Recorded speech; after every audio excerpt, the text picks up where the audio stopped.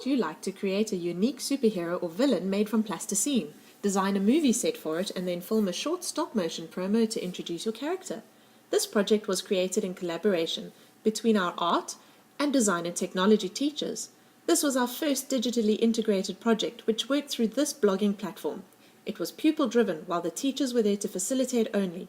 All instructions, guidelines, deadlines, and queries were processed through the blog itself. The idea behind the project was explained in more depth during the first lesson. Attention was drawn to the motivation behind the project and what we were expecting them to do. Pupils read through the blog and chatted to their team member about the way forward. Providing them with deadlines and checklists within the blog made the project's expectations available and transparent.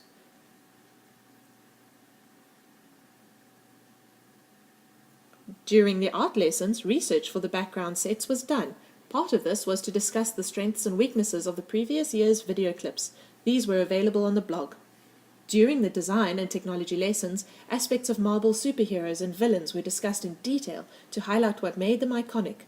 The pupils had to analyze and synthesize this information in order to create their own original character. Homework was set on the blog.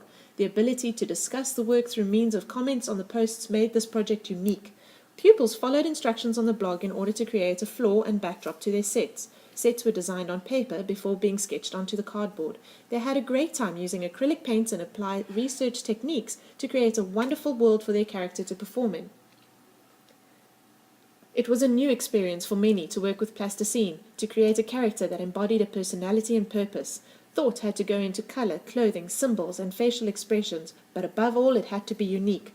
Questions like, can it fly, how can I make it move realistically, and does it have to be human, were discussed and debated. Pupils had a choice to film their stop motion using either the iCanAnimate or iStopMotion apps. Once completed, they worked in iMovie to add voiceovers and sound effects. Careful thought went into the use of animated character-appropriate voices, music, and closing sound effects were also needed.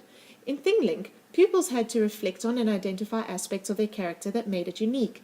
This was uploaded to their own school blog to showcase it. Reflections on the set design, the format, and the teaching of the project were done through Google Forms.